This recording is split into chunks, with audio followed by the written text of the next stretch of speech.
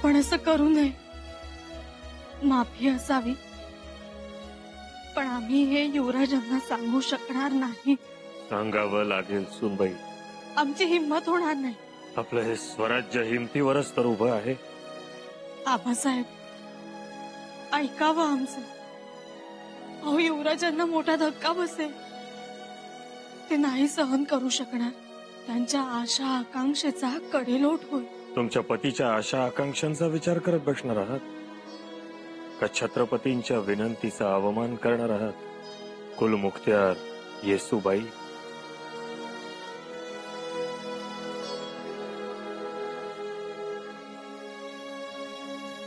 आबासाहेब, हे एवढं तुम्हाला करावंच लागेल. हा निर्णय मोठ्या शिताफीनं युवराजांना सांगावा लागेल. त्यांच्या मनाची तयारी होण्यासाठी ही मदत करावी लागेल. म्हणजे हा निर्णय ते ऐकतील, पचवतील. आबासाहेब, आम्ही कोणत्या तोंडानं सांगावं, कसं सांगावं? आम्ही त्यांच्या तोंडून मोहिमेच्या नियोजनाबद्दल ऐकतो आहोत, त्यांचा उत्साह पाहतो आहोत, त्यांची अधीरता पाहतो आहोत. आम्ही कसं सांगावं महाराज की दक्षिण मोहीम रद्द झाली म्हणून? हे तुमचं कसं? महाराज, असं का करता? असा अचानक निर्णय का बदलता? एवढं कारण मला आता विचारू नका. पण युवराजांची मोहीम रद्द करण्या एवढं कारण सशक्त आहे. हे तसं नसतं तर असा निर्णय आम्ही घेतला असता असं वाटतंय तुम्हाला?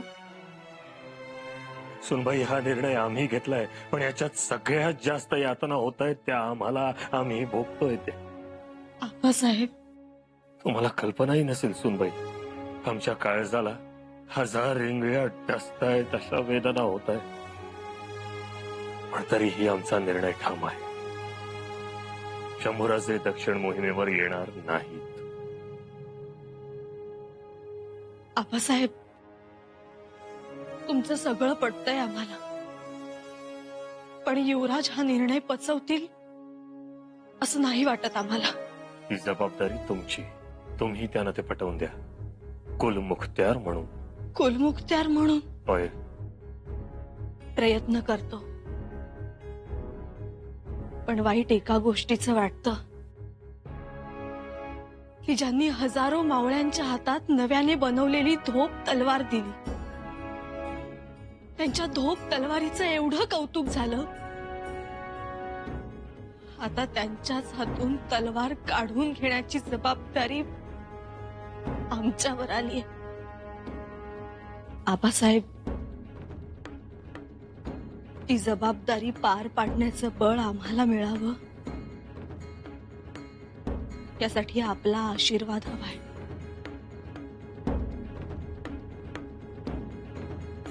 यशस्वी भव.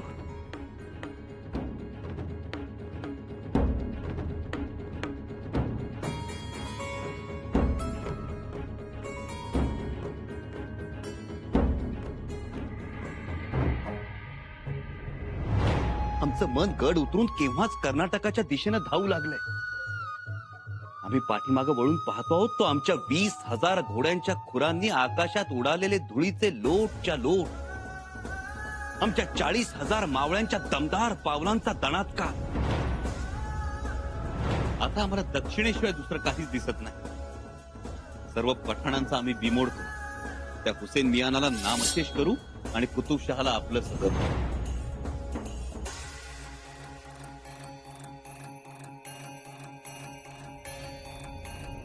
आमच्या समोर जो गनीम आला त्याच्या समोर आम्ही घट्ट पाय रोवून उभे राहिलो. आम्ही तलवार उगारतो काय, गनीम कापतो काय आणि गनीम शरण येतो काय? आणि संपूर्ण दक्षिण प्रांतात हर हर महादेवचा जयघोष. ठरल्याप्रमाणे आबासाहेब हे सार पालखीतून बघताय. संध्याकाळी दिवटीचा मुजरा करायला आम्ही त्यांच्या शिबिरात जातो तर आबासाहेब आमच्या पराक्रमानं खुश होऊन आम्हाला जवळ घेतायत, आमचं कौतुक करतायत, आमच्या पाठीवर शाबासकीची थाप देतायत. सगळी तयारी मनाजोगती झालीय आणि तयारी सुद्धा अशी चोख की आबासाहेबांनीही विचारावं, बाळा, कुठून कधी शिकलात हे सगळं? शंभूराजांना दक्षिण मोहिमेवर येता येणार नाही.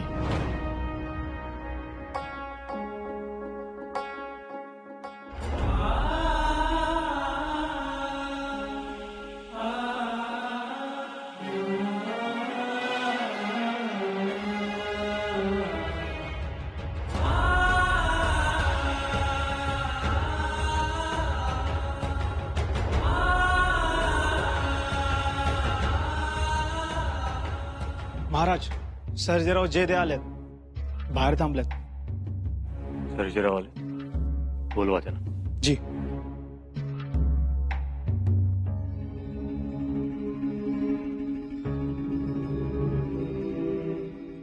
या सर्जेराव, पायथ्याशी येऊन 4 दिवस झाले, आज आला.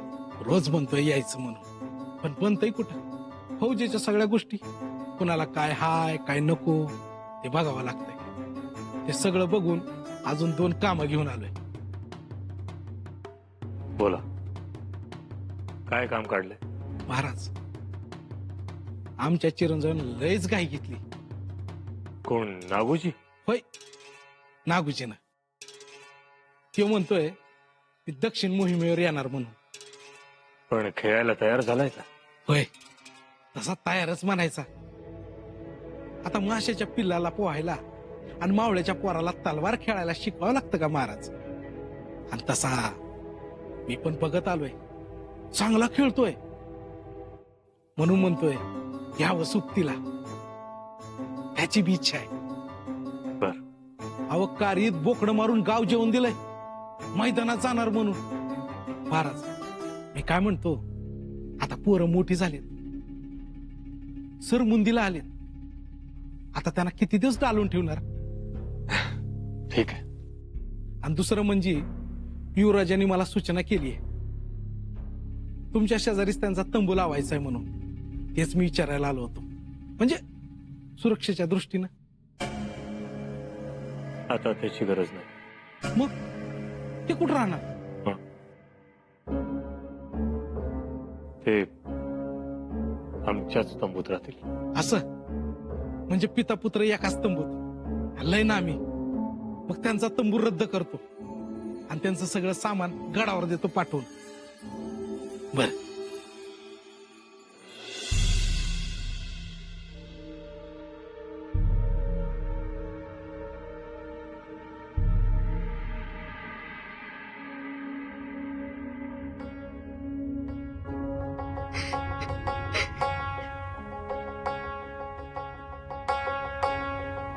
वहिनीचा काय हो, काय झालं?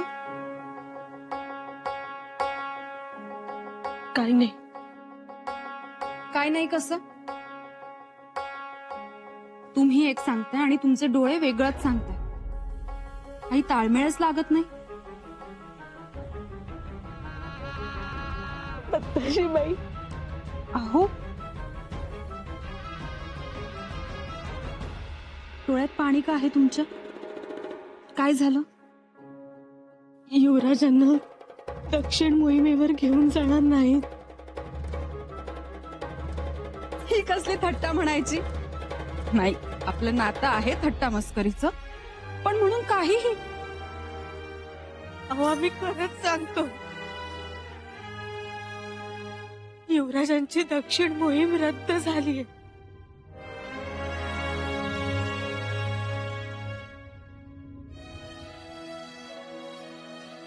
कारण? कारण आम्हास ठाऊक नाही. ठाऊक नाही? तुम्हाला कोणी सांगितले? बरं, चला आपण आबासाहेबांना विचारूया. चला उठा बरं. त्यांनीच सांगितलंय आम्हाला, आणि हे सगळं युवराजांना सांगण्याची जबाबदारी आमच्यावर सोपवली. म्हणजे दादासाहेबांना यातलं काहीच माहित नाही? असा कसा निर्णय बदलला? काही दिवसांपूर्वी ज्यांना दक्षिण मोहिमेचं नेतृत्व दिलं त्यांनाच आता जाऊ नका असं सांगतात. बघा ना, हे असं बरं दिसतं का? काय गुद चाललंय नंदन भाऊजायांचं. आणि युवराजने रडताय. राणूअक्का, काय झालं? तुम्ही मोहिमेवर जाणार म्हणून रडू आलाय वहिनीसांना. राणूअक्का, आम्ही मोहिमेवर निघालो म्हणून रडणाऱ्यातली आमची बायको नक्कीच नाही, एवढं तरी आम्हाला ठाऊक आहे. अहो खरंच. आणि तुम्हाला काय माहित बायकांच्या मनातलं? आम्हाला नसेल कळत बायकांच्या मनातलं, पण आमच्या बायकोच्या मनातलं मात्र कळत. बरं, मग तुम्हीच विचारा. काहीतरी झालंय खास, नाहीतर एवढ्या सहजासहजी बांध फुटत नाही. युवराजनी, काही नाही युवराज, आम्हाला आमच्या माहेरची आठवण आली. एवढंच ना. युवराजनी, अहो माहेरी तर केव्हाही जाता येईल. नाहीतर असं कर, मोहिमेवर निघताना आमच्या सोबत निघ. फौजेचा पहिला तर शृंगारपुराच्या आसपासच पडेल. नाहीतर मोहिमेवरून परत आल्यानंतर एकत्र जाऊ जोडीने. मोहिमेवरून परत आल्यानंतर जाऊ. परत अशी मध्येच आठवण येणार नाही ना माहेराची? नाही येणार. बरं चला, लवकर थाळा द्या, भूक लागली आम्हाला. मोहिमेवर जाण्याआधी जगदीश्वराच्या मंदिराच्या पायरीपर्यंत घोडा घेऊन जावं म्हणतो, त्याची पूजा करतो. चला, थाळा द्या लवकर.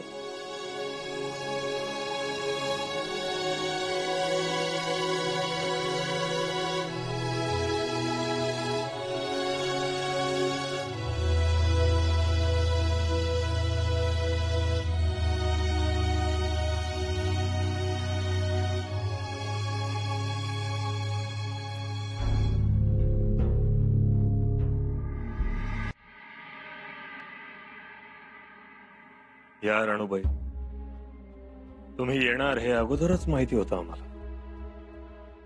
बोला.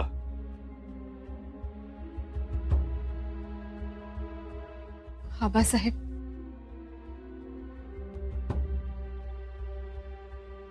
काय बोलावे काहीच सुचत नाही. तरीही तुम्ही काय बोलायला आला आहात याचाही अंदाज आहेच आम्हाला.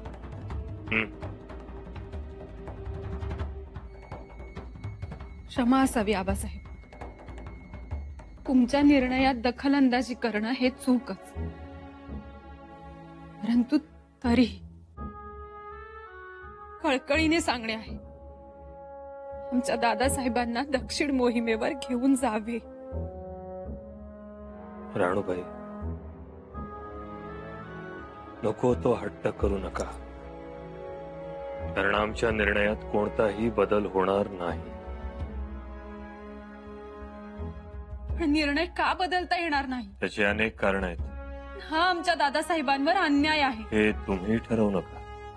म्हणजे समोर दिसत असूनही आम्ही काहीच बोलायचे नाही? तुम्ही 2 डोळ्यांनी पाहता आणि आम्ही 1000 डोळ्यांनी पाहतो. आणि 1000 डोळ्यांनी पाहिल्यानंतर जे दिसतं त्यावर आम्ही आमचे निर्णय घेतो. क्षमा असावी आबासाहेब, आणि तुमच्या 1000 डोळ्यांना अन्यायाचाच निर्णय दिसला. काल परवापर्यंत दक्षिण मोहिमेचं नेतृत्व करणारे आमचे दादासाहेब आज दक्षिणेकडे पाहूही शकत नाही. कोणा मंत्र्यामुळे घडले? कारण परवा कोणीतरी म्हणाले की दादासाहेब दक्षिण मोहिमेचं नेतृत्व करण्यास काबिल नाहीत म्हणून. तेथेच तर राजकारण नाही ना फिरले? राणूबाई, आम्ही कोणाच्याही राजकारणाला बळी पडत नाही. मग आमच्या दादासाहेबांना का डावललं जातं? अजिबात डावललं जात नाहीये. तुम्ही नको ते ग्रह करून घेऊ नका, आणि खरं तर तुम्ही यात दखलच देऊ नका. आमच्या मातोश्रींनी नसती दिली दखल. राणूबाई, आबासाहेब, दादासाहेबांचे पंख कापू नयेत. अजिबात नाही, नाही कापत आहोत. पण मग प्रत्येक वेळी आमच्या दादासाहेबांनीच का सहन करायचे? आता जर का त्यांना डावलून फौजा दक्षिण मोहिमेवर गेल्या तर दादासाहेब एकटेच पाचाडाच्या माळावर उभे राहतील, कदाचित खचून जातील, जटायू होईल त्यांचा. आणि मग एका पंखाने पाचाडाहून रायगडावर नाही झेपवता येणार त्यांना. रडण्याशिवाय त्यांच्या नशिबात काहीच राहणार नाही.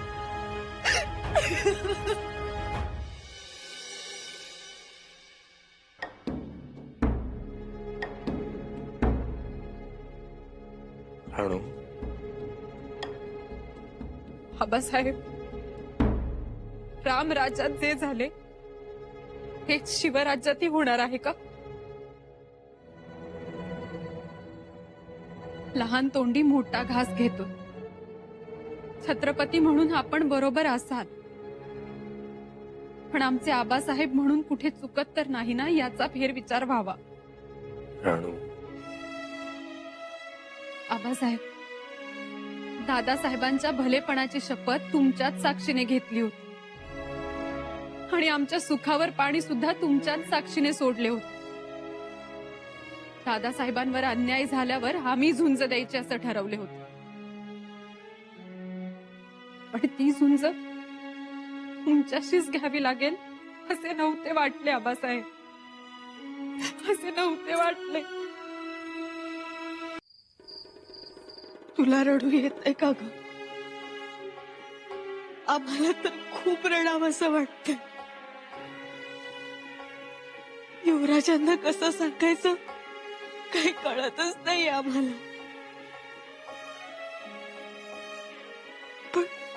पण ज्या क्षणी त्यांना समजेल ना, त्यांना खूप वाईट वाटेल ग, खूप त्रास होईल त्यांना. हे आम्हालाही ठाऊक आहे, पण तरीही युवराजांना सांगायचं. नियतीनं हे असतं कसलं काम दिलंय आम्हाला.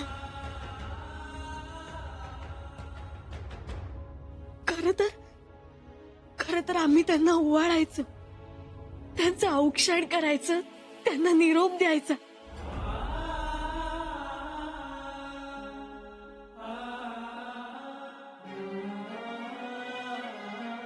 पण निरोप राहिला बाजूला, मी त्यांना सांगायचं की तुम्ही थांबा, जाऊ नका.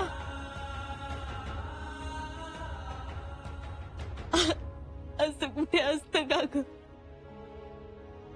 किती अभागी आहोत आम्ही.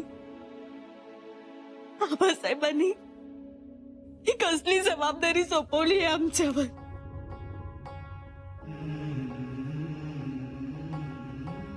आजच युवराज आम्हाला म्हणाले, आम्ही आग्र्याला निघताना जसा सज्जात उभा राहून निरोप दिला होता तसा निरोप द्यावा. शंभूराजे, येतो आम्ही.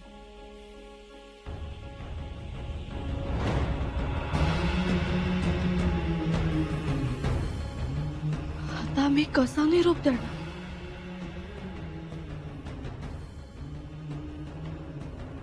आबासाहेब म्हणाले, वेलीवरचं फूल तोडताना देठाला अपाय होणार नाही अशा बेतानं सांगावं. पण आम्ही कसं सांगावं ग युवराजांना? जायचं नाही म्हटलं तर किती नाराज होती, किती वाईट वाटेल त्यांना. आणि सगळीकडे बदनामी होईल ती वेगळीच.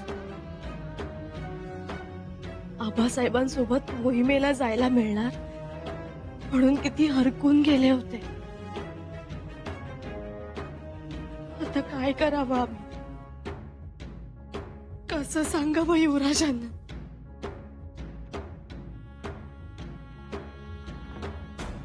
वेलीवरचं फूल नाही, हा विस्तव आहे हे का माहित नाही आबांना? आऊसाहेब म्हणायच्या, तुमच्या पदरात विस्तव आहे तुमचा पदरही जळता कामा नये आणि विस्तवही विजता कामा नये. आई भवानी, आमच्या नवऱ्याचं हसू पुसणारी गोष्ट आम्ही कशी सांगावी ग?